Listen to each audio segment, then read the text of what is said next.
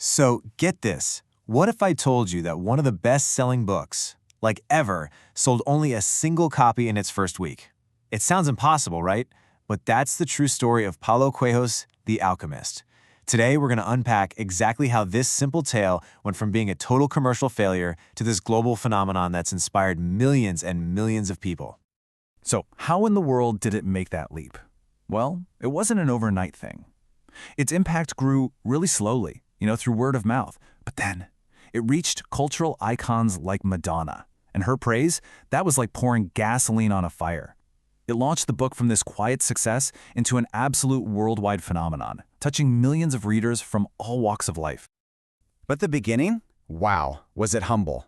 In the book's own foreword, Coelho says that in its first week, only one person bought a copy. Just one. Now put that next to its legacy, spending over 300 weeks on the New York Times bestseller list. I mean, this isn't just a success story. It's more like a literary resurrection. Okay, so what is the secret? Why does this pretty simple story about a shepherd boy connect with millions of people on such a deep level? To really get it, we've got to dive into the powerful philosophy that's woven through its pages, and it all kicks off with our main character's journey. All right, so our story starts with a young shepherd named Santiago, out in the fields of Andalusia, Spain. He's living this life of freedom that he actually chose, going against his family's wishes. It's a life of travel with his flock, and from his perspective, he's got it all figured out. He's in complete control. Santiago's world is really comfortable, really predictable. He became a shepherd for one reason, to travel. His days are pretty simple. He takes care of his sheep, he reads, he thinks about a merchant's daughter he met. But this cozy little routine, it's about to get seriously interrupted by this persistent, kind of strange dream he keeps having. And this is it, what we'd call the call to adventure. For the second time in a week, he has the exact same dream. A child shows up, plays with his sheep, and then, poof, transports him all the way to the Great Pyramids of Egypt. And the child tells him there's a hidden treasure waiting for him there. It's a simple, weird dream for sure, but the fact that it keeps coming back, that plants a little seed of possibility in his mind. So he's totally confused by this dream, right? He goes to see an old woman who interprets dreams, and she just tells him to go to Egypt. Pretty literal. But the real turning point, the game changer, happens when he meets this mysterious old man on a park bench. This guy introduces himself as Melchizedek, the king of Salem. And right here, this king introduces the book's first huge concept, the personal legend. He tells Santiago that his dream isn't just random static in his brain. It's pointing him toward his true purpose. I mean, think about that definition. It's not just a goal, it's a mission that originated in the soul of the universe. The whole idea is that your deepest, truest desires, they're not an accident. That's your destiny calling out to you.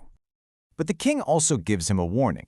He talks about the single biggest thing that stops people from achieving their personal legend. He calls it the world's greatest lie. And what is that lie?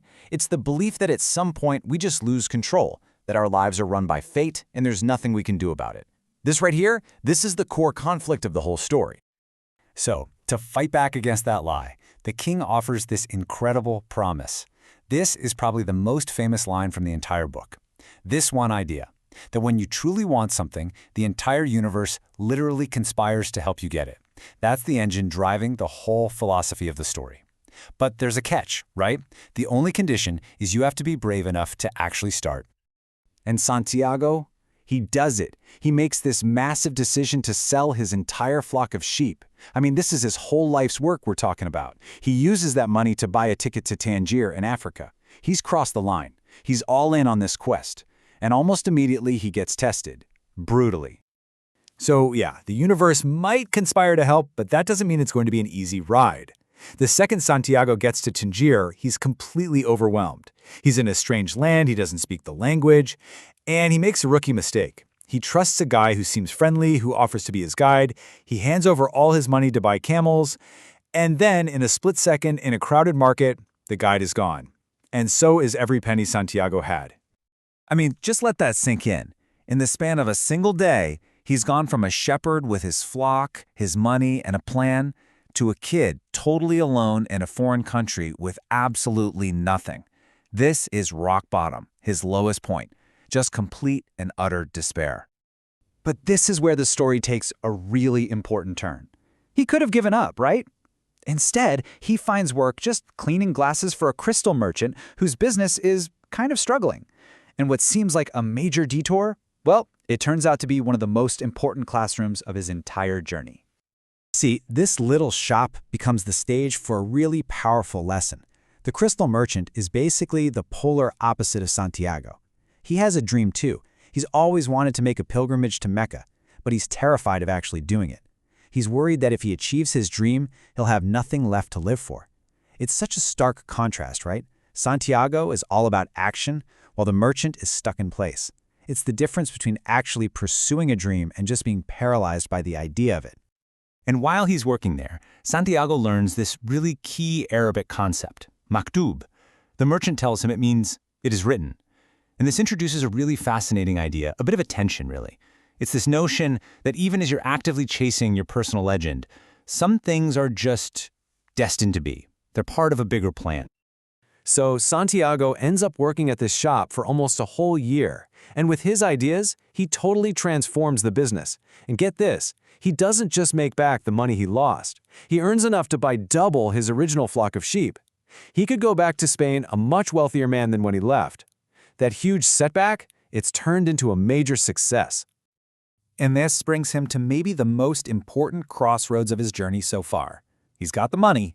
He's got a way home. That safe, comfortable, familiar life, it's right there for the taking. So, let me ask you, what would you do? Would you go back to the life you knew, only now you're more secure than ever before? Or would you risk it all, again, for a dream about a treasure that, let's be honest, might not even be real? That's the choice he's facing. He's literally packing his things, getting ready to buy a ticket back to Spain when something happens. Those two stones the old king gave him, remember Urim and Thummim? They fall out of his pouch. And in that moment, he knows it's an omen. It's this direct reminder of his promise, of his journey, of his personal legend. And right then, he gets it. The dream isn't just a dream anymore. It's become his reason for being. Going back? That's not even an option now. He makes his choice. He's going to join a caravan heading east, across the massive Sahara Desert, straight towards the pyramids. Now, Santiago's journey across that desert is really where his true transformation kicks into high gear. But his choice to even step foot in that desert, that's what leaves us with the book's ultimate challenge. It turns that central question right back onto all of us. What is it that you have always wanted to accomplish? What's your personal legend?